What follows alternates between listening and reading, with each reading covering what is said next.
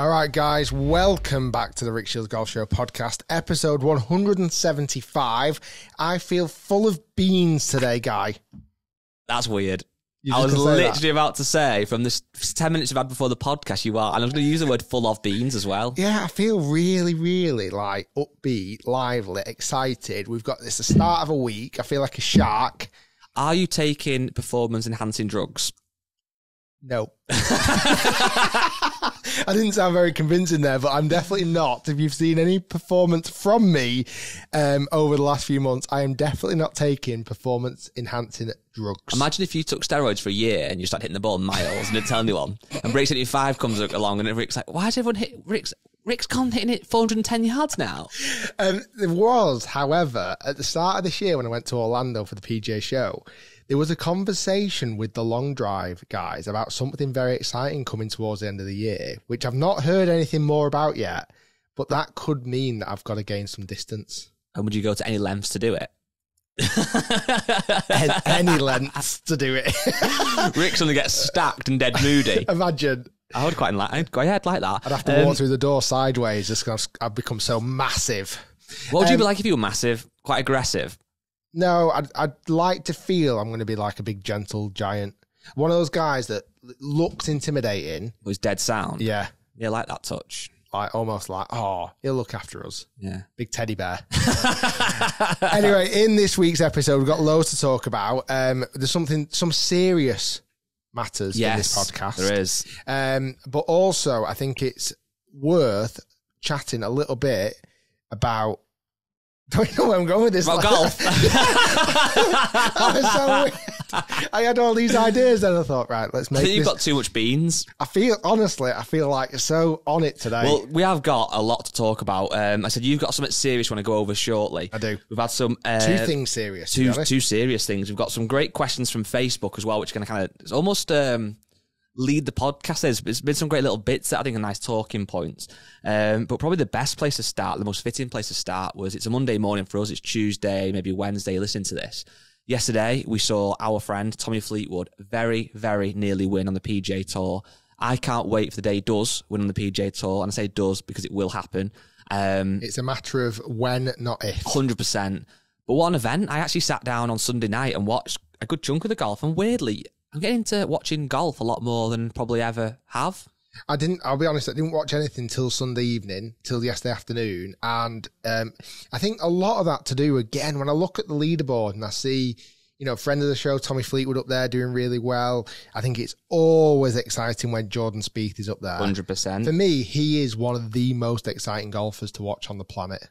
Because you just never know what the hell he's going to do. I love watching him what hole was it, 17 he messed up, or 16? 16, he makes me nervous. He went in the water, which again, you could see him doing.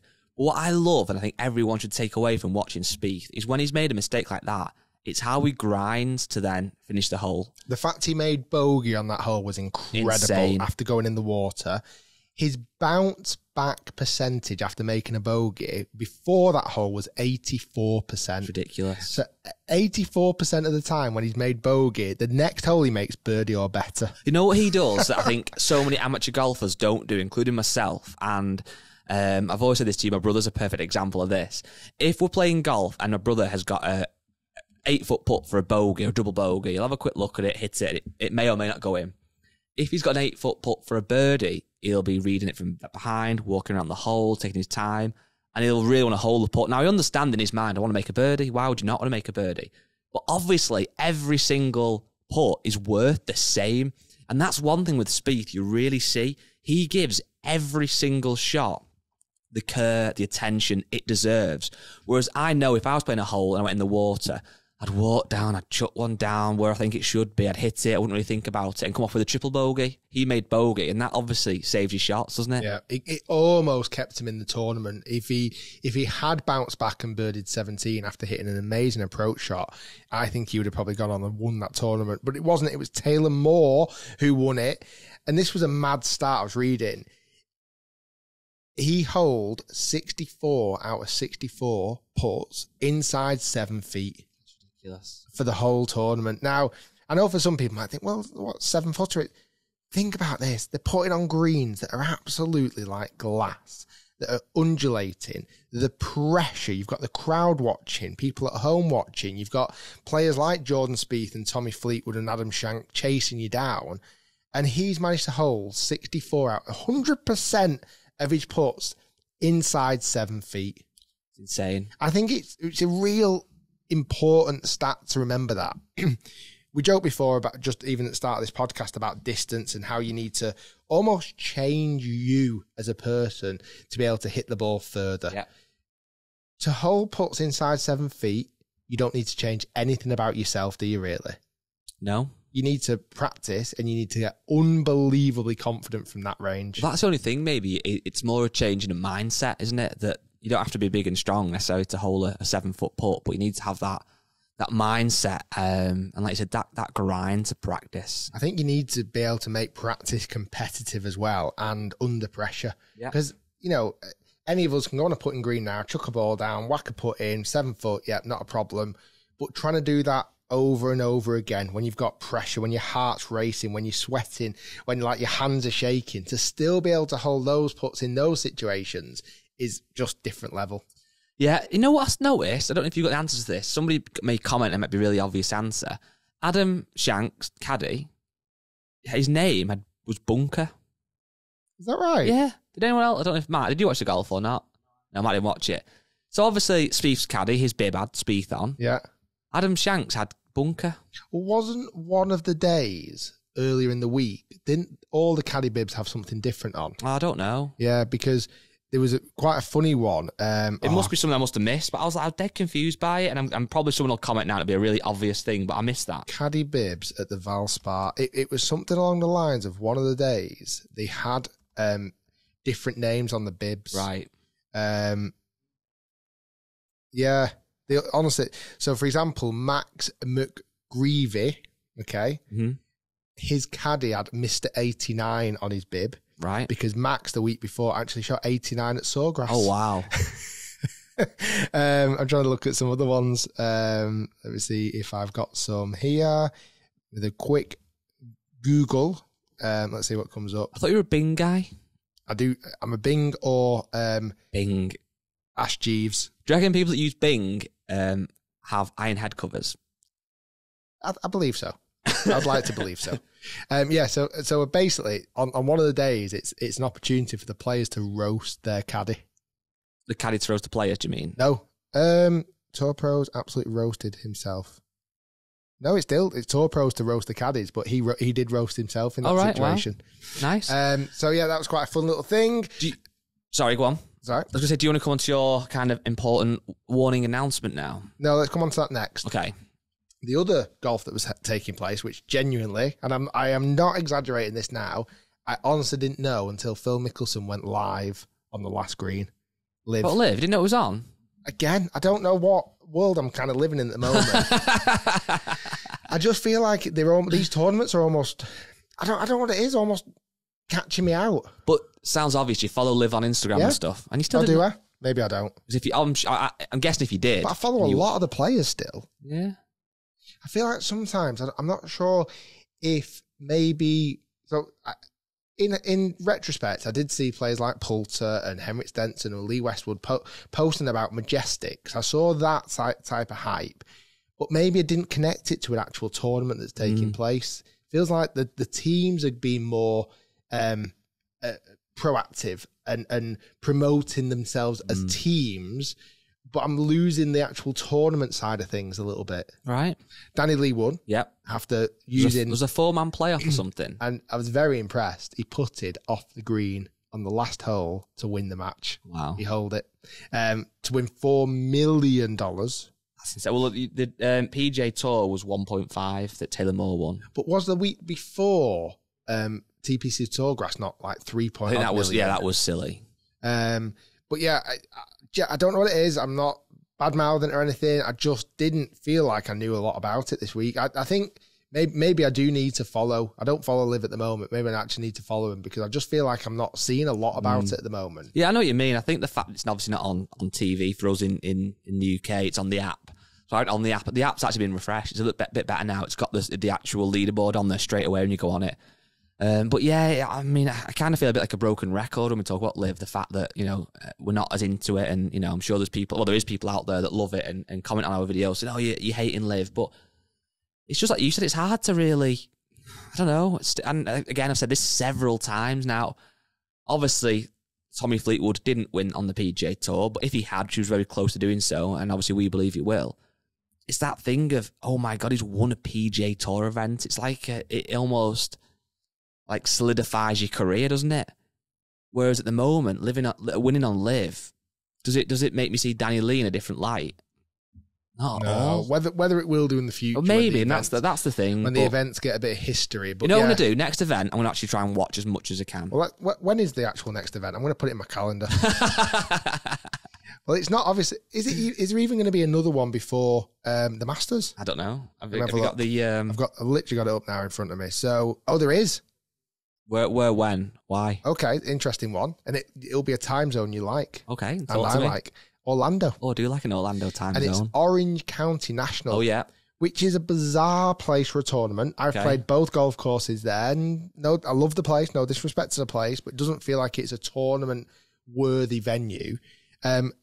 March the 31st till April the 2nd. I want you to watch every single minute. I can't. I'm in Paris on our 10-year anniversary with my wife. You can watch a little bit on the phone. I'm sure my AirPod my wife would be really happy if I was watching. I used to live hater. It's an excuse, isn't it? You're watching the PGA Tour. Yeah, where's the PGA Tour that week? No, joking. Yeah, okay. So it's Orlando, March the 31st till April the 2nd. I'll watch it for you. I will do my best. I'll watch as much as I can. But now I know it's in my brain now. Is it in your diary? I'm going to put it in my diary. Oh, you actually physically add it into your diary. But yeah, so that's a bit of a roundup. Very, very light as always on the PGA Tour and obviously on LIV. We don't. And the other one, just a note, on the DP World Tour, Matt Baldwin won. The local lad. He's been on tour for absolutely ages. A good friend of James Robinson, who's a good friend of ours. So he's kind of a mutual friend to some degree. He's been on tour for a long, long time. And it was great to see him get the W. Maybe someone like that would be a great podcast guest as well. He'd be a phenomenal podcast guest. He must be close by, wasn't it, as well? Unless he's moved, Southport. Yeah. And also, last one, Ryan Ruffles' sister, Gabriella, won as well. Oh, wow. What tour was that on? Let me just pull it up. 1 second. She won the Arizona Women's Golf Classic. Nice. So, another W. I think, as well as Gabby, I think Ryan is definitely going to win something this year. Can you claim some level of impact on that because you filmed with Ryan and that's his sister? Well, she was actually supposed to play with us on that day, but she had to fly to Australia a day earlier. Wow. So she couldn't play with us. But yeah, I think I can take probably 90% of the credit. 70. All the hours of hard work she put in, the dedication, the sacrifices. Her brother played golf with you. Oh, there you go. Yeah, well, that was a little bit of a roundup. But Rick, you've got a bit of a more serious kind of, is it a warning, borderline announcement? But talk to me. There's something that's frustrating me immensely at the moment. Sorry, break 75? Correct. This is serious. Sorry. YouTube and Facebook have a huge problem at the moment. Every time a post gets put on or a video gets released, in the comment section, there are scam accounts that are driving me insane. Correct. And it's not just on my channel, it's on other channels. It started mainly on Facebook. That was the worst culprit. Yeah. Where you leave a comment on a post and suddenly you get a response from what looks like a Rick Shiels account. Okay. They're using my logo in their accounts. But often, certainly on Facebook, the spelling of the name is incorrect. Yes. Like sometimes it's really badly incorrect. Sometimes it's only just got one L that's different, or it's got like two L's in the Shiels. It's incredibly frustrating. They are trying to trick my audience into thinking that they've won a prize. Correct. And it happens on Facebook and it's happening on YouTube a lot at the moment. On YouTube, they want you to contact them on Telegram. Yes. I'm saying this right now, and I'm actually going to make a main video on this as well. These are not real accounts. They are scam accounts. They are not genuine. They are trying to take your money. It's no giveaway. The only time I will ever contact you for a giveaway is from one of my verified accounts. Yes. So on Facebook, that's a blue tick. On Twitter and TikTok and Instagram, it's a blue tick. And on YouTube, it's like a grey tick. And my name almost gets like highlighted if it's come from me on Facebook, on YouTube. Yeah, well, that's like you said, that's the whole point of the kind of verified ticks, that you know you're getting a comment back off the genuine Rick Shiels. And just to kind of make people aware of what we're trying to do to combat this, we're doing as much as we can, but unfortunately, there's not actually that much we can do. So, for example, if we post a YouTube video and in the comment section, a fake Rick Shiels comments back to somebody and says, "You have won a prize, telegram me," or they have actually also said WhatsApp before and put the mobile number on. Well, again, that isn't Rick, it's not us. We can then find those comments and block that person from commenting again. All they have to do is just make a new YouTube account, put your logo on, which anybody could do. It's very simple to put your logo on and start replying to people's comments. So I think some people see it and they kind of know it's too good to be true and they kind of leave it. I think some people kind of think this is a bit dodgy, but I'll go with it. And then some people get fooled by it. And like you said, they're saying, "Oh, you've won a driver, you've won this, but you have to pay for shipping, so I need you to pay $25 or whatever." Sometimes it's way more than that. Well, exactly. If you are lucky enough to win a giveaway that we sometimes post, you would never pay anything at all. You won't pay for shipping. You won't pay anything whatsoever. And we would also get in touch with you via email. We're not going to give Rick's personal phone number out to people willy-nilly. So again, if it's asking for text, for WhatsApps, for telegrams, it's not us. And not that it's your job listening or watching to do this, but if you see somebody in the comments get commented, feel free to either report the comment or comment back and say, "Be aware, X person, John, whoever, this isn't real."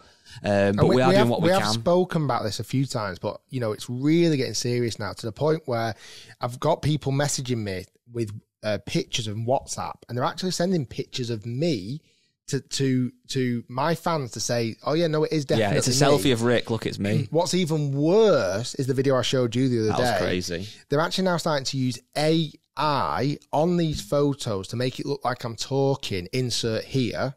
"This giveaway is real. You won a driver. Congratulations, mate." Now, to most people, they realise that's not me, it's not my voice, but, other people will get tricked by that. They might not know exactly what my voice sounds like, or they might genuinely think it's real. Please, I'm praying, and everybody listening, let's try and combat this together. Let's really try and stop these scammers. I don't want any of my fans getting ripped off or needing to pay money. If you've won a prize from me, genuinely, I will never ask you money for shipping. Yeah. We cover the shipping. We ship worldwide. You will not get asked for shipping. Please report these accounts. It is getting serious and it's really starting to pee me off. No, it is. It's frustrating, and you do feel sorry for people that have got tricked by it. And it's certainly when it's kind of your brand, your likeness that's doing that. You feel almost part of responsible, and we're not. But you do feel like that. And again, we are doing everything we can to combat it. We're blocking the accounts as soon as we see them, but they keep making new ones. So we've had a word with YouTube kind of personally, and they're kind of a bit flummoxed as what they can do, because there's not really a great deal they can do. But hopefully something will happen that addresses this. Yeah, but it is frustrating. On a brighter note, before we get on to your second little announcement thing, we have got a Break 75 coming out on Friday that was very, very exciting, a lot of fun to make. It was. So last week's episode, Little Aston, did really nicely with Ollie Phelps from Harry Potter fame. I didn't play my greatest golf. My putter was freezing cold. It wasn't even just cold, it was freezing cold, to the point where after 3 holes, I chucked the putter out my bag that I was testing and put my old faithful back in to some level of success. But we thought, you know what? You guys watching, you deserve birdies. You do. You deserve more birdies than what I'm currently offering.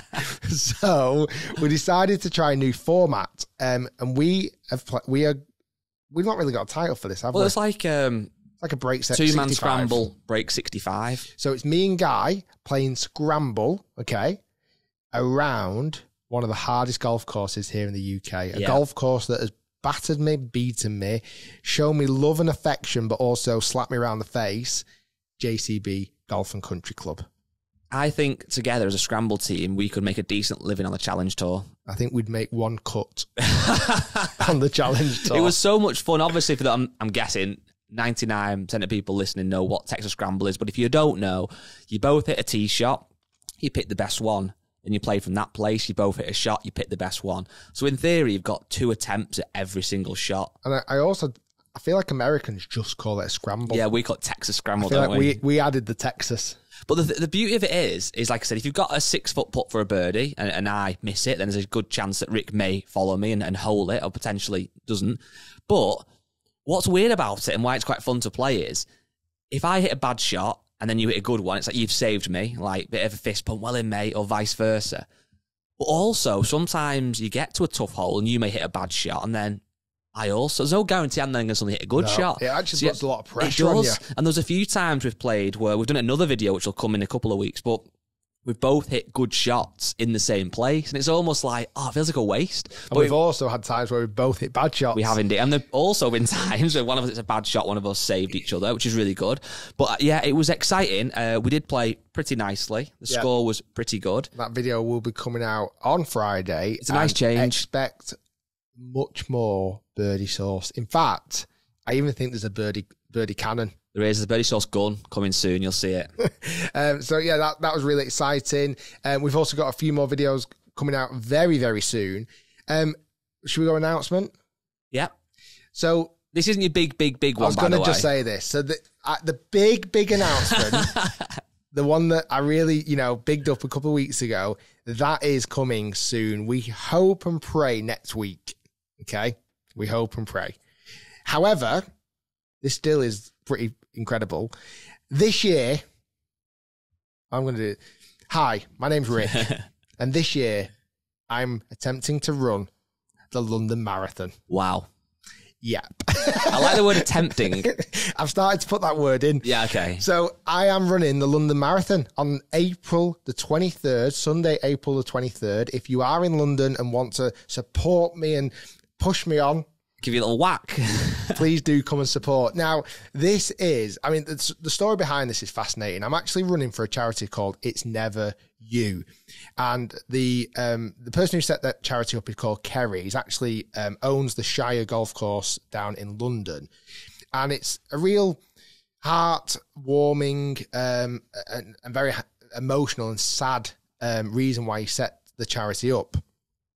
His little boy, Hugh, unfortunately got cancer and passed away at the age of 6. And, Kerry's found it incredibly difficult, as you'd imagine, him and his wife. And as they were going through the chemo and, everything that Hugh had to go through, he possibly discovered, certainly over here in the UK, that the support system for parents was lacking. There was not really a great deal of support, to help you go through those difficult times. So Kerry set up a charity, and I think it comes probably best from him. He's done us a little video to put in this podcast. So I'll just play that now because I think it's he explains it much better than I do. My name is Kerry. In 2021, my 6-year-old son Hugh sadly passed away from a rare form of cancer. With an abundance of courage, strength, resilience and humility, Hugh fought the cancer for 11 months. Shortly after Hugh's passing, my wife and I decided to use the immense grief and pain from losing our son and help those still in need, and created the charity It's Never You, the UK's first charity exclusively supporting the parents of children with cancer. We set out to be innovative and offer something different, something that we felt was not supported during our experience with Hugh. We created the first social media platform exclusively for parents called the Children's Cancer Platform. We have created a platform where parents can access advice on mental health, physical well-being and financial resources, all which they need along the journey of their child's treatment. We bring parents together to share their experiences and to support one another during their darkest times, from diagnosis through treatment and remission, whilst also supporting parents who have sadly said goodbye to their child. By raising money for It's Never You, you will be helping and supporting parents who never thought it would be them. Thank you. Wow.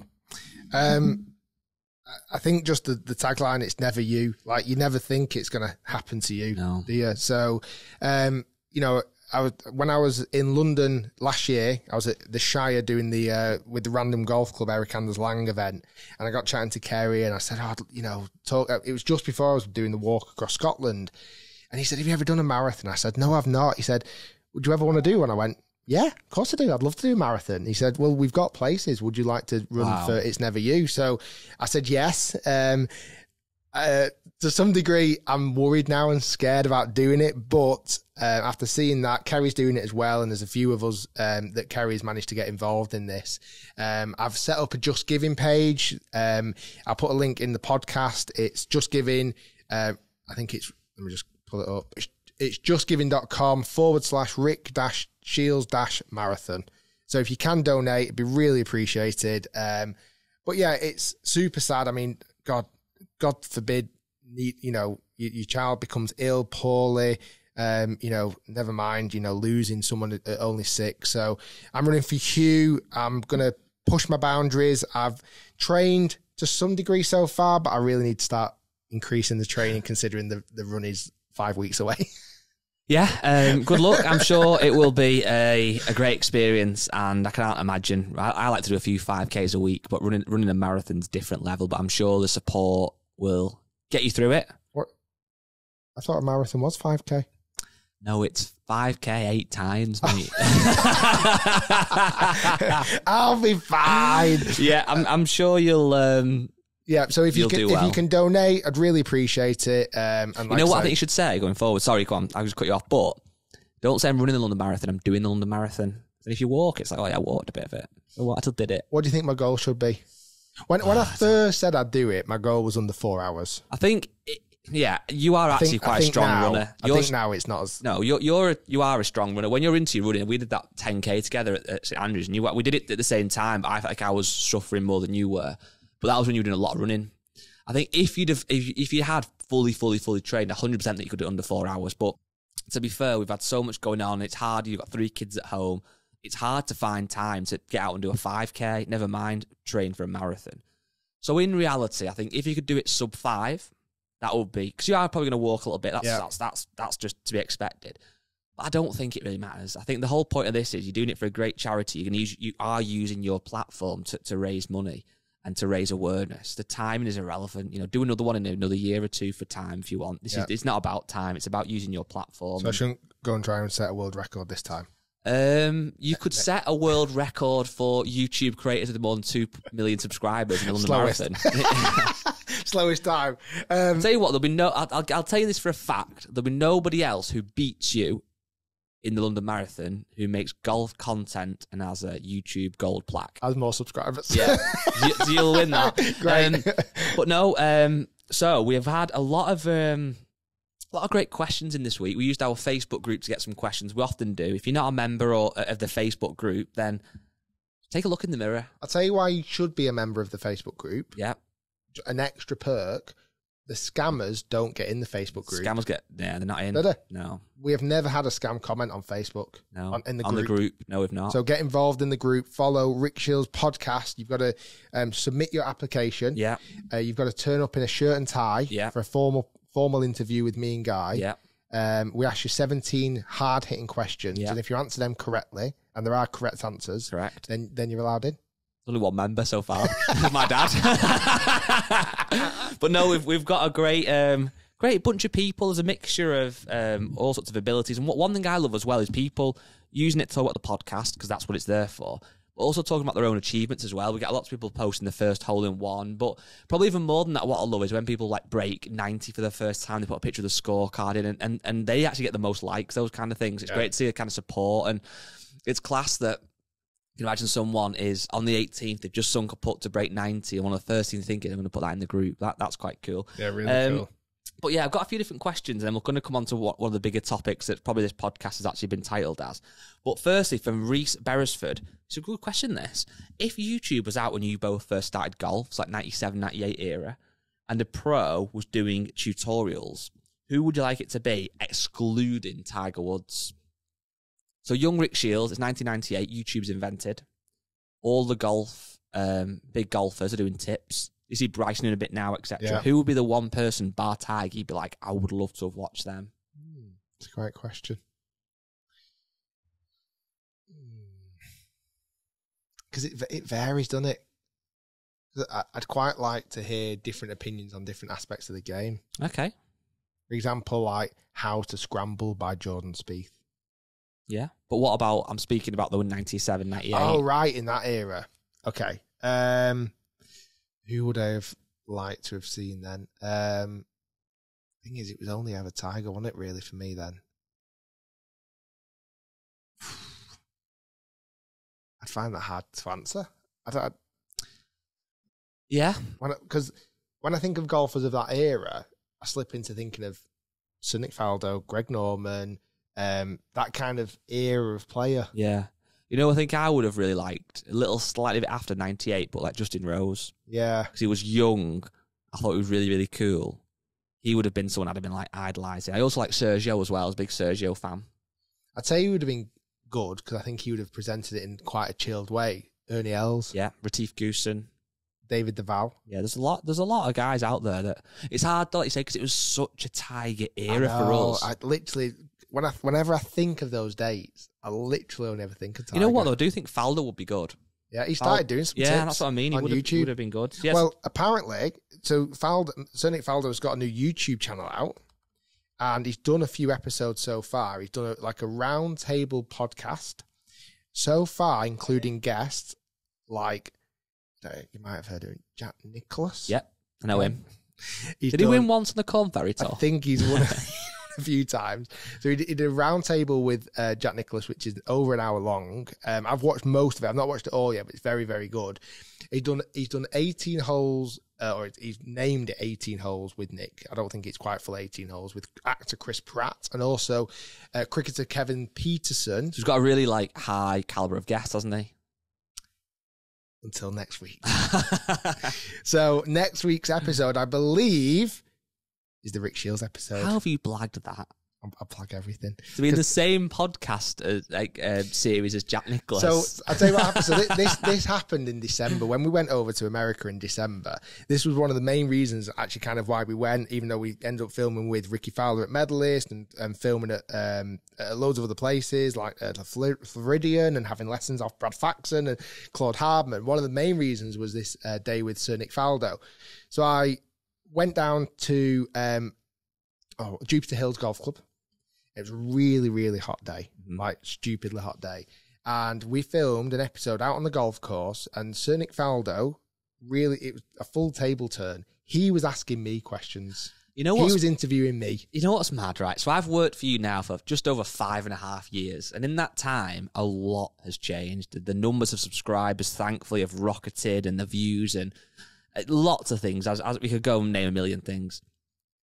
Arguably, the most bizarre thing to happen in that 5.5 years is and I'll use the word friendship, I think that's probably warranted, your friendship with Sir Nick Faldo. It's crazy, isn't it? You got invited to his birthday party. I don't know if you mentioned that before or not. I went to his birthday party at the Old Course Hotel at St Andrews. We went out for dinner when we were in America. I spent a full day with him playing golf, whiskey tasting. It's just...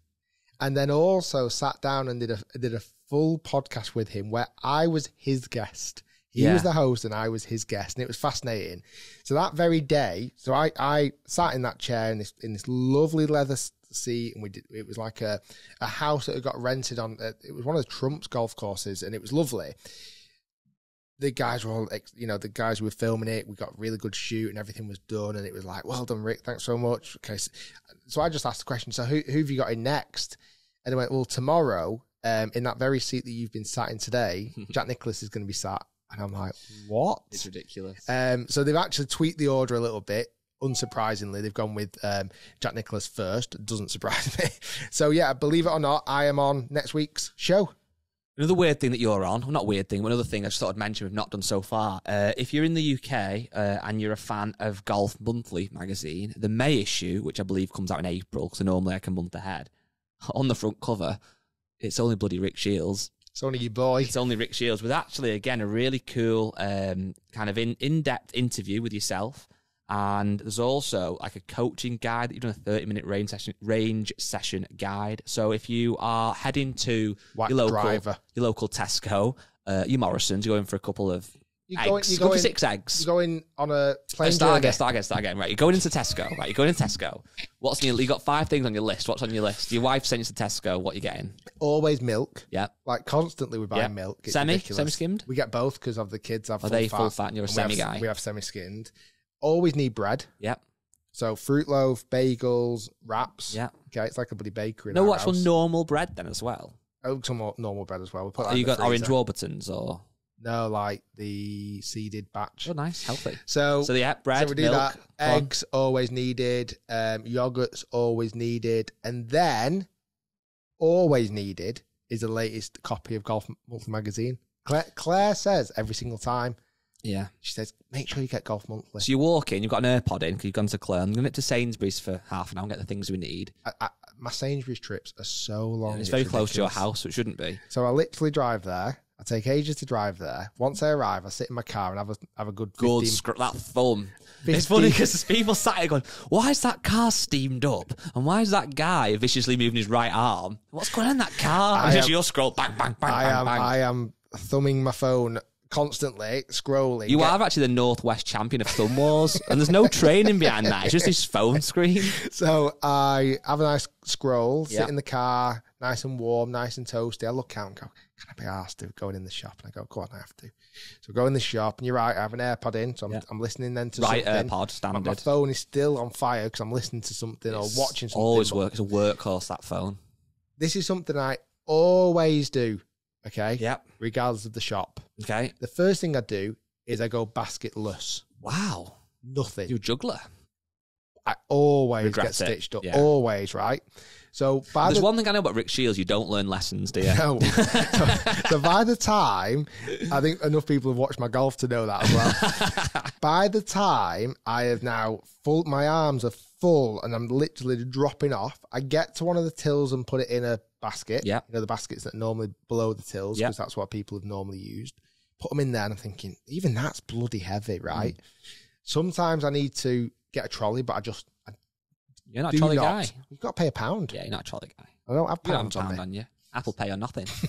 So I'm juggling. Anyway, I go to every single time, go to the magazine aisle and flick through Golf Monthly. Sometimes I buy it, sometimes I don't. Yeah. Depends on who's on the front cover. But if you're on it, you'll be buying it. I'd like to think they send me one for free if I'm on the front cover. But what about the flex of going in and buying it and going... Yes. You've only got two items. You've got your eggs and your Golf Monthly. And rather than go through self-service, you go to the woman. You queue up for ages. A massitive queue on till number 7, but you're in the queue. You're committed to this.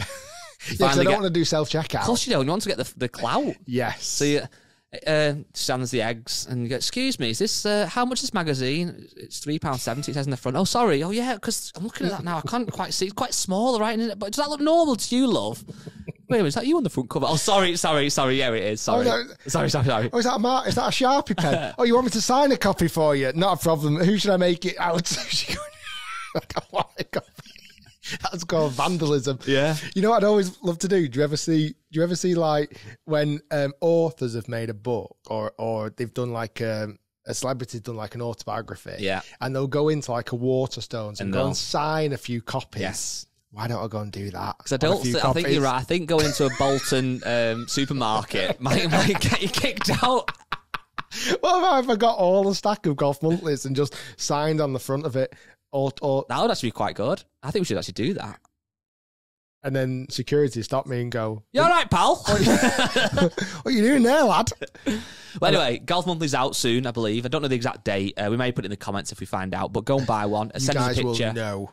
We'll bring it in. Yeah, we'll have loads. We'll do a watch along. We'll read along. Read along. Right, that was good. Anyway, so this is a question that I looked at, and it's something I want to address with you. I've said this off camera to you, and we need to have words about this. Jack Dingwall has said, can Rick be more specific about the plans he wants to make to his bag this year? I know he's mentioned swapping everything before, but surely that can't be true. I'm going to put my cards on the table. Okay, my cards on the table. If you swap your driver, I won't be angry at you. I'll just be upset. You resign. Yeah, because you're hitting your driver. You're not the longest in the world. You're a 160 ball speed guy. You're not the young pup that you once were. But your driving now is pretty good, like pretty impressive. I'd say it's arguably your strength of your game, although your irons have been pretty good. But if you swap that driver, I'll be upset. Go on. Something soon is going to happen. Okay, and again, this is the big announcement. So sorry if we keep teasing you, or I keep teasing you. I'm semi-thinking after the said event, I retire the clubs. Wow. And don't clean them like mad. No. Before, never. Before. Yeah. Then don't clean them, and then, yeah. Do you think? Yes. Now, that doesn't mean I don't go and get another driver that's exactly the same. Okay. But that exact set, including ball or balls and shoes, get retired. Okay, I can shake your hand on that, but I just can't see you swapping driver to a different one. That's fine. Okay. I think to some degree that's going to force me to try and see what else I fancy. I must admit, though, the video we filmed last week, how good did they at Fleetwood? Unbelievable. That Fleetwood as well, all bluey. Absolutely ripped it. But yeah, I'm semi-thinking after said event, which will be announced very soon, that set of golf clubs never gets used again. Yeah, okay, I can work with that. But yeah, you know what I was thinking as well, though, this morning? Anyway, before the podcast, you said to me, "Have a good weekend, mate." I was like, yeah, I did this, that, the other. What I didn't tell you is I spent an hour on Saturday with my wedges in vinegar, trying to get rid of the rust. Oh, really? Yeah. Did it work? You did. Unbelievable. I'll put a before and after picture in the podcast here. And the only reason they did this was because for as long as I've played golf, really, I've had rusty wedges, raw wedges that's supposed to oxidize over time. The tagline is they get a bit more spin, which has been not really proven to be correct, but also they have less glare, which again in the UK isn't really an issue. It's very rare the sun's that bad that the wedge is glaring in your face. But for whatever reason, I've always used, or pretty much always used, rusty wedges. And since being like 12 and having my first one, which was a Cleveland 588, I've had this obsession with getting them dead rusty, then taking all the rust off, then letting them rust again, and repeating the process. I'm now 32 years old, I think. Yeah, 32 years old. And I went out to the car to get my clubs on Saturday, got my wedges out, put them in vinegar, the house stunk of vinegar, got all the rust off them and just admired them. Why are we big kids with golf clubs? And this got me onto the bigger topic, which kind of comes into this. Golf clubs are grown-ups' toys. Yeah, of course they are. And that is why we all know that the new golf clubs don't really perform any better than last year's, the year before's, or the year before's that. We just love toys. Yeah. And you just want a new set of toys. That's all I want. Your clubs are perfect tools, but you want new shiny toys. I want new toys. Yeah. So if you want some, get some apart from a driver. I was going to bring something else. Go on. I can't remember what it was. Does Diet Coke not work as well? Yeah, so you've got white Coke. vinegar. Coke works as well. Leave it for like an hour, then get it out, and then just literally get like a bit of wire wool, and it comes off looking cool. I'm sad, I know. Just one more thing before we get into any more topics. We had quite an eye-opening experience on Friday. So on Friday, we did a photo shoot with Echo at Royal Lytham. We didn't, you did. I did. Foot model. They asked me to be in it, and they was like, come on, you're the model. No, come on, it's Rick's gig, this. Leave me out of it. My feet are nicer. Yeah. So we did, but one of the kind of crew, Tim, also works for Dan Greaves, who's a coach at Woburn. Yeah. And he's known for the kind of short game coach, these 3 releases. How fascinating was that conversation? Yes. I think it really helped me. Yeah. It's a different way of chipping. It's not how you chip, not how I chip. And it definitely helped you. I don't think anyone wants to chip how I chip. But yeah, I've also now spoke to Dan. And I think a video is impending. Video lesson Break 75 at Woburn. And maybe get him on the pod. On the podcast, yes. Yes to all those things. So yeah, Dan Greaves, if you've not checked him out, do. He's got a book out, 3 releases. I've started to have a look at it. It's very, very, very interesting. It is. Your chipping, for those of you that did it, was actually quite impressive. It's there. It's. I hit the green. I get carried away, but it could well. I hit the green a few times. You did hit the green, and then also your bad shot was a thin. There's no those little duffy fats. You know what I was thinking as well on the weekend about your chipping? It's sad that I'm thinking about your chipping on a weekend, but I was. Do you not think that although thins are very punishing, the less embarrassing them little fat ones aren't they? Them little fat ones are horrible. And that little technique that you were trying on Friday, there was no little fat ones in there. No. I genuinely, I'm saying this a lot. I don't think I could be on the tour if I keep practicing. I really, really, really, really should practice a lot more on my short game. That's all I'm going to say. The new studio that we're building. Question. All right, go on then. Bring it in. Bring the question in, if you can find it. I've now since lost it again. But basically, somebody was saying, is this actually going to happen, this new review channel? Because I'm almost debating unsubscribing. They were thinking it's not happening. Sell it to me. Sell me the sizzle. Unsubscribe at your peril. That's what I say. You know what's really weird? I think we're becoming like the same brain, because I was about to say it, thinking in my head, then at your post, weird. Spent too much time with this last week. I've not been out your site. You've been thinking about my chipping and everything over the weekend. On Mother's Day, so my mum, happy Mother's Day, Mum. She's like, why are you not in the room? You're here, but you're not here. I'm like the third daydream of your chipping. Having nightmares. That's what I do. Saturday night, I have nightmares. I drink away the sorrows. No, I'm joking. Right. On the review channel. Yes. Okay. So everyone listening, well, you already know this. I don't. Tell me. I reckon the last time we spoke about it, the studio that we are having custom bespoke built, one of the greatest golf studios you will ever see in the existence of the world, was 90% complete. Correct. I would say it's up to about 96% complete now. And as well, we also need to hire a really good editor to look after this channel. We want this channel to be serious. And, you know, this is a bit more the boring, real side of what you probably don't see. But we need to hire somebody. We've been doing interviews at the moment. First round interviews, second round interviews. We've got a few people lined up who are really good. We've not picked the candidate yet that's going to be successful. We've got a couple of ideas who that might be. But even then, the person's got to accept the job. They've got to hand the notice in at the current job. That might be a 4-week wait till they can start with us. So it's a real kind of reason. It's not just as simple as click this new channel. We did probably announce it too early, admittedly, but that's okay. We got a bit excited about that. It's coming. It's going to be serious, and it will be, yeah. So if you see anybody commenting, oh, it's never going to happen on this channel, it is. It's just going to take a bit longer than probably planned. We thought it would be a quick turnaround. With a lot of things that we do, we probably act without thinking too quickly. So, yeah. Not like you, London Marathon. We're looking for an equipment geek who can edit, and we think we have shortlisted the correct candidate. So, yeah, stay tuned. A couple more questions before we get on to the main event. Fraser Borthwick, because that's me. How has Guy managed to get golf in now he's a dad? Well, I don't really. I play with work. I'm very lucky. I don't play golf at weekends. But you didn't really do before, did you? No, I don't really. You go to the range. I go to the range a little bit and hit a few, which is why I'm a swing so good and hit the ball so far and straight and accurate. But yeah, I don't really. I'm lucky out to play this week. Played last week, whatever. So I'm playing with work, which is really good and a privilege. But I think as well on that, not that many. I've not got much experience, but I think if you want to play golf, it's just being realistic, isn't it? When you've got a newborn child or children, you obviously know better than me on that. But whether it's that you play once on a weekend and you play super early or you play later on, I don't know, but it's different for everybody, isn't it? I would genuinely, if I were to do it all again, which I'm not, if I was to have kids again, little kids, I would definitely have a look at one of those. Have you seen those kid caddies? Yes. Where it's like a trolley, it's like a pram that you can attach your golf clubs to.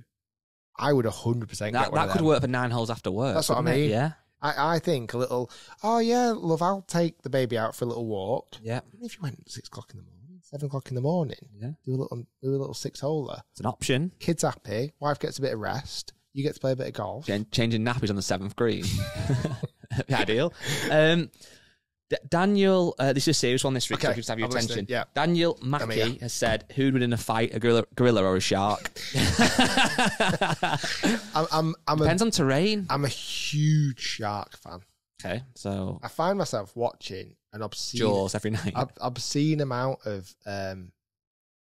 shark videos on I'm a YouTube. huge shark fan. Never thought I'd hear you say that. Like I watch videos about drones who have captured sharks and yeah, like from above, and you know, sharks getting in cages and all sorts. So who'd win? Sharks every day. On land? Every day. Okay, I'm thinking the gorilla would punch its head in. In water, there's a shark. Anyway, Chris Gerling. What about on ice? Oh, good question. Because I think the shark would survive on ice. I think the shark would on ice. Bite its ankles. On ice, just like shallow water. Like a kid's little pool. If we're talking water, it's shark. If we're talking rough terrain, the gorilla, if you ask me. What about if you threw a massive crocodile in there?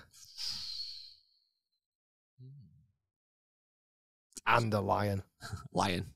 All of them. Lion's the king of the jungle. Yeah, but jungle, not sea. Christ. What do you think, Matt? I like turtles. I like crocodiles. I'm working with 2 blokes. One like crocodiles and one like sharks. What is this? What do you like? Lions. Anyway. Right, so but last one before, again, genuinely the main event. Chris Gerling has said, this is a good question, actually. Does Rick consider himself a better golfer now or when he started YouTube 10 years ago? That's a great question. I think I swing it better now, but I think I played and I think I was better golfer back then. What parts of your game? Chipping? I don't know. To be honest, when I think about it, I feel like I've always had a sketchy short game. I don't know. Maybe I am better now. I think it's hard as well because you actually keep score a lot more now, don't you, as well? So if you keep score, you actually realise and this is another thing, actually, sorry, just to kind of jump off that, but what's weird, what people don't probably think about enough, even though they know this, is that your scores are at different courses every single week. Now, sometimes you played the course before, sometimes you've not.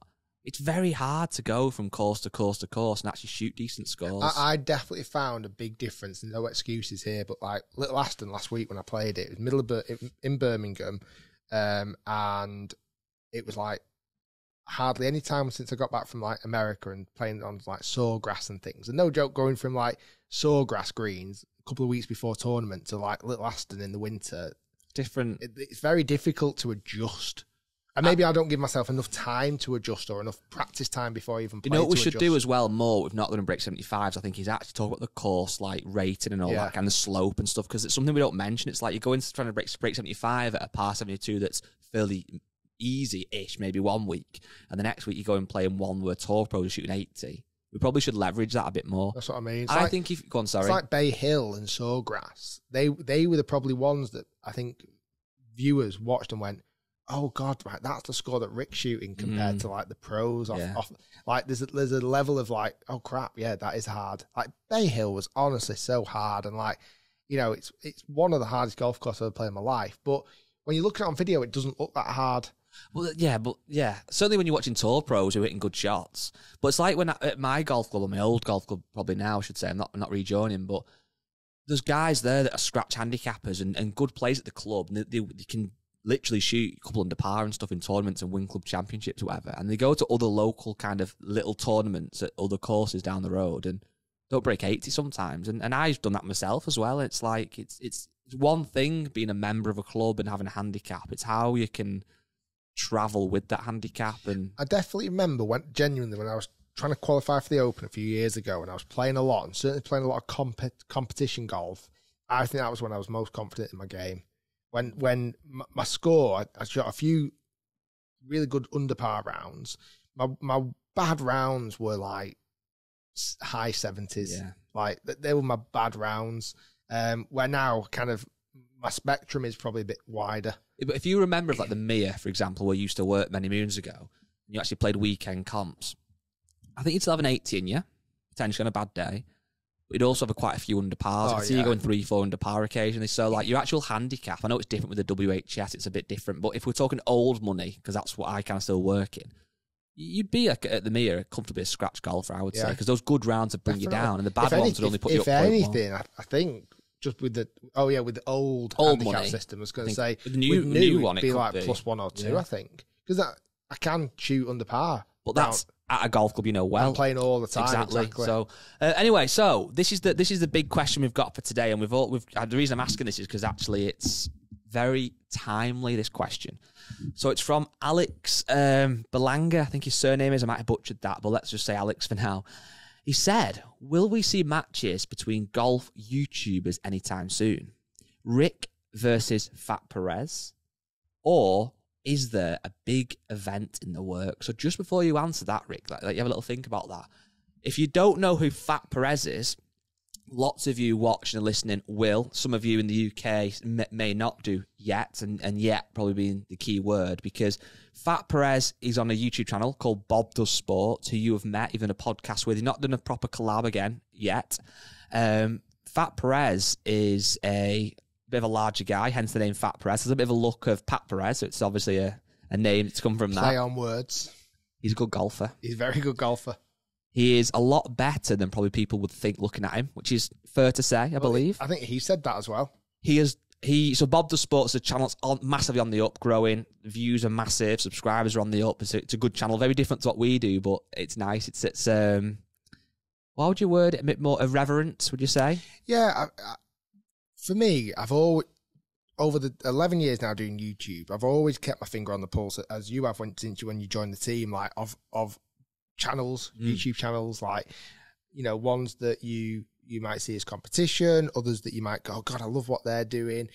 The big breakaway ones in the last few years have obviously been Good. They've done a great job in capturing a market that hadn't been filled currently. This kind of young golfer, very aspirational, cool kids, brilliant. They're nailing it. And that's why obviously last year, invited them over to the UK to a collaboration week, and it was a brilliant week for all. The other channel that I'm desperate to work with, and we've spoke about it, is Bob Does Sports, as Guy just mentioned.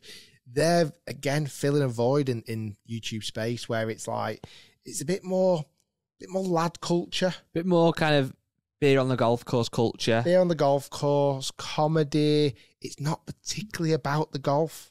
Like, it's more about the personalities. You got 3 characters on there. You got Bob, you got Fat Perez, you got Joey Coldcuts, and they're all on there, kind of different levels of golfer. Obviously, Perez being a very good golfer. It's like a scratch handicap or 1-2 or something. Yeah, I mean, he nails it, absolutely nails it. But then the 3 of them, they'll invite guests on. They've had players like Max Homer on, and they've had some other huge players. They've just signed a deal with Callaway. Brilliant guys. So their channel is currently sitting on 402,000 subscribers, which is on the up, and they're getting like good views. And there's been a recent video where Fat Perez has kind of announced, if you like, that he wants to start taking on more golf YouTubers. Your name has been brought to the party, Rick. So a couple of questions here, really, following on from the question from Alex. Are you going to take on Fat Perez? Are you going to beat Fat Perez? And what is this little rumour about this Bob Does Sports potential collaboration? Elaborate, please. I'm going to look straight down on that camera. Fat Perez versus Fat Rick. Bring it. No, I think it'll be awesome. I saw that video as well. I think it'll be class. You know, there's definitely, imagine Perez playing and then Bob and Joey on the sidelines just constantly jabbing and jibing and throwing one-liners in. I think it'd be epic. I'm all up for it. I've been in conversations for the last few months with Bob about inviting them over to the UK, similar to what we did with Good, and we are going to confirm that very soon, but it's going to be summer 2023, this year. So do you think you'd have a chance? It's like, what would it be, match play? I think match play. Yeah. You know what I think would be really good, though? Forget the golf. You, Perez, 9th hole, sausage rolls. Oh, I was thinking. And then Guinness. Me, Fat Perez, 19th hole, Guinness Championship. I think I would give... The golf would be close. Yeah. I think sausage rolls, again, would be close, but I might even give that to you. If you're like well, exactly. If you're hungry, you can put a few of them away. I do. And my money, honestly, Guinness, I think my money would be on you. There's not many men who can take Rick down the Guinness. There's not many men. Many men have tried and failed.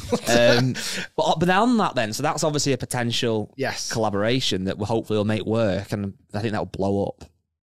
This other question from Alex, this final bit is, or is a big event in the works? So in 2019, again, many of the OG listeners, followers, viewers, etc., will remember you created the first ever YT YouTube golf day. Technically, it was the best and the worst. It was the best, and it was also medium. It was all right. We had some creators there that were, at the time, kind of the biggest on the planet. You had yourself, you had Me and My Golf, you had Eric Anders Lang, Peter Finch. Who else came? Everybody basically that was doing stuff at the time. Guys from America, Golficity came. Yes, correct. What's Inside came. Yes.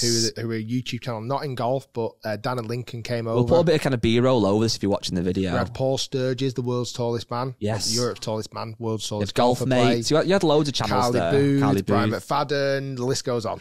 And it was good. It was really successful. Good. It was kind of a bit of a somewhat friendly tournament, and the purpose was to get creators together. Like a charity golf day. Exactly, and to create a bit of a legacy thing, and also it was lots of money raised for Prostate Cancer UK. Then we had COVID. Yeah. The plan was to do that event each year. And maybe alternate it between the States, the UK. Then we had COVID. Yeah. And then since then, like we just alluded to, there's been a surgence of new channels of your Good, your Bob Does Sports, etc., etc. The list goes on. There's a YouTuber called Nate Edmondson. Yep. Who is a bit of a kind of golf YouTube commentary channel. He's brilliant. Who talked about this idea of a big YouTube tournament. He kind of put the idea out there. Would it be good? Would people watch it? A young Mr. Rick Shiels commented on said video. Well, little did Nate know that I was plotting. Your fingers are currently in several different pies. Plotting a plan. So I loved the YouTube Golf Day in 2019. I wanted to continue it. COVID hit. Well, the year has come. 2023. It's going to be a busy year, ladies and gentlemen, because this year I plan to host the world's biggest, best annual YouTube Masters. Oh my word. Mic drop, please. Drop your mic. That's an expensive mic, that, mate. Damage the table. Yeah, I'm going to do it. We're going to set it up. It's going to be absolutely epic. Details are being kind of finalized. We're in talks with YouTube themselves. Yes. Of getting involved. A lot of people went down to YouTube a couple of weeks ago for a number of different meetings, but one of the conversations was about the YouTube Golf Day, and they were fully involved in it, or YouTube Masters. I really do want to open this up to as many YouTubers as possible. There'll have to be some sort of criteria. It might have to be based on subscriber numbers or whatever it may be to play in the main event. But I want it to be a festival, the week or a few days, and it's not even just one day. I want it to be a few days where it is a festival of everything great about YouTube golf. Exciting. It's going to be in the UK this year. It's going to be towards the latter end of the year, possibly post-summer. We're going to try and tie it in with a week of a huge golf event to get as many people here as possible. Have we got a meeting this week about this as well? We've got a meeting this week at a venue that might be absolutely perfect Can I for play? it. Do I fit the criteria? Caddy. Caddy? Well, you are co-host of the world's biggest golf YouTube channel. Yeah. And you are a feature, the main feature of the main YouTube channel. Yeah. So I think you've got a place. Do I have to ask for permission to play? The board. Bob the Sports. Board of directors. I might become like American and become like hang around with those guys, drink lots of beer and stuff. I think you'd be really funny that week.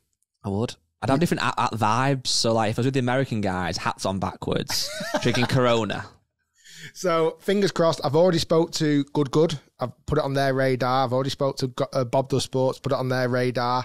There'll be other He Finchies will be there. YouTubers Standard. that I'll start to cherry pick and reach out to, but then obviously we do want to open it up to as many as possible. But there has to be a cut-off point. Well, that's the thing, you see. Like obviously now there's hundreds and hundreds of I think there's over 1,000 golf YouTube channels. Well, and that's it as well. And it's kind of like, at what point do you become a golf YouTube channel? So let's just say, for example, you've put a few of your own swing videos on there.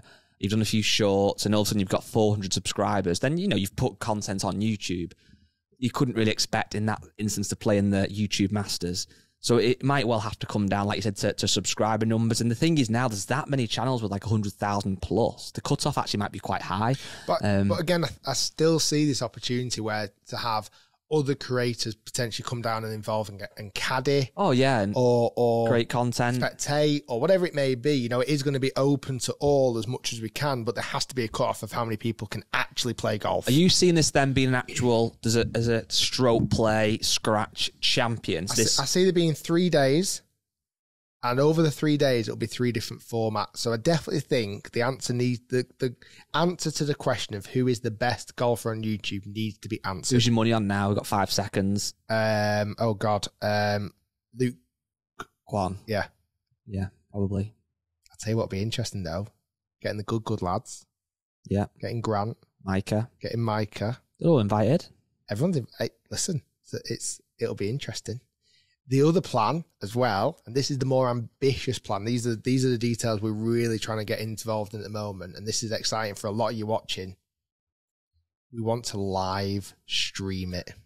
Yes, but this is serious live streaming. Yeah. So this is the goal. I'm not saying this is a definite yet. This is the goal to live stream it on my main YouTube channel to viewers around the world. It's logistically bloody difficult. You know what, though? And very expensive. Yeah, and that's it. And it's what's interesting and exciting with this kind of thing is hopefully this will work and it'll be class. But equally, you want to keep doing this every year. You look back in 5 years and go, oh my God, how bad was the first one compared to where it gets to? So the journey it's going to go on is super exciting. And you think, like, you list some of the names there, your Garretts, Luke Kwan, Fat Perez, Peter Finch, etc. Some good Rick Shiels, some good golfers in there. Good golfers in there. You think actually genuinely winning the YouTube Masters and having that trophy, that potential red jacket, whatever it looks like. The red jacket. The red jack. That'd be nice. That would have some level of prestige. And you think if it is live stream, which is again is the plan, and you've got to put on 18 to win, that's going to be quite nervy. Very, very nervy. This is going to be, a YouTube major. This is big deal. So yeah, really fans, excited. Spectators will hopefully be able to watch on site and live on YouTube. And like I say, this year in the UK, hopefully next year over in the USA. Yeah, third year. Australia. I was going to go Kuala Lumpur. Kuala Lumpur. Nice. It's the first country you jump for that, aren't you? I'm not even quite sure where it is. But yeah, hopefully it'll travel around as well. The YouTube Golf travelling circus will hit a town or city near you. What would you rather happen? You win it, right? You play the best you've ever played, you win it. And the event's like, all right, it's kind of, the live stream's all right, kind of a bit laggy, works in parts. Or you shoot 95, but it unbelievably bangs. The live stream's ridiculous, the production's ridiculous, everyone absolutely loves it. Oh, that's a hard question. Got to be the 95. Because you're not there. I might not even play. You just hit drivers. I might just host. We could do it as Texas Scramble. Yeah, so I mean the other day. So yeah, I think we need to find a champion golfer of YouTube. We'll be drinking. Will I be drinking? Will I be drinking? Of course, somebody will. I think also we need a day where it's like a bit of a Ryder Cup vibe. Okay, wow. So match play. That's just a little bit thrown in there. So a team from the UK or Europe versus USA. I think that'd be pretty epic. USA would win. Gotta say. Then I think we need the final day, and it doesn't matter which order this needs to be. I think the final day needs to be the big event, to be honest. Second to final day needs to be the Ryder Cup-esque match. I think the first day needs to almost be like a collaboration day. Banter day. A banter day. Where maybe no fans are come in on that day, but we set up loads of mad challenges. We do loads of cool videos. Mm. You know what I mean? But then my issue with that is knowing what you're going to be like. Banter day, a few Guinnesses. Yep. Then you're going to have the Ryder Cup day, win or lose, a few Guinnesses. Correct. Comes to the final day, your Garretts are probably going to be fresh-faced, bushy-tailed, ready to go, because they can handle it. They're like early 20s. You're pushing 40. You're going to be dying on that first tee. It's fine. I want you to do well in this tournament. I'm there for the bounce. I'm there for the 95 and the great live stream. There you go. That's your answer. So yeah, lots of exciting things happening. Love to announce it here on the podcast, so you can get involved. Let us know who you think would win the YouTube Masters, and hopefully get the bad boy off the ground and running. Can we have a net tournament as well? I'd like to have stroke play winner. That's fine. A net tournament, and potentially even, this is 3-in-1, a Stableford tournament. No Stableford. I want to try and win something. No, I want to come top 3 in something. No, we have a Masters winner, and then we could have a net event. What's the prize for the net event? If you're getting a red jacket for Maine, what are you going to get for the net? A little red cap, a little red hat, little red berry. I'll pick one up from Paris. Very good. Well, that was pretty. How long was that, Matt? 1 hour 10, my guess is. 1 hour 10. I'm getting good at this. Guys, thanks for listening. Make sure you like and subscribe. Follow everything and anything. Follow everything. And watch out for those bloody scammers. Yeah. Take them down. And watch They're out. not invited to the YouTube. You need to watch out for scammers and watch out for Rick Shiels running down your road training. Soon. TBC. And maybe chipping and putting. Last thing on this. Oh, go on. Why don't we make it that you do the London Marathon dress as a giant 7-iron so the times are relevant? Massive 7-iron. Why don't I just do it with my clubs on my back? There you go. Done. I mean, I walked across Scotland. I don't know if I mentioned that last year, but I did. Did you? Yeah. Awesome. Guys, thanks for watching, listening, subscribing. See you all soon. Peace out. Episode 175. Done.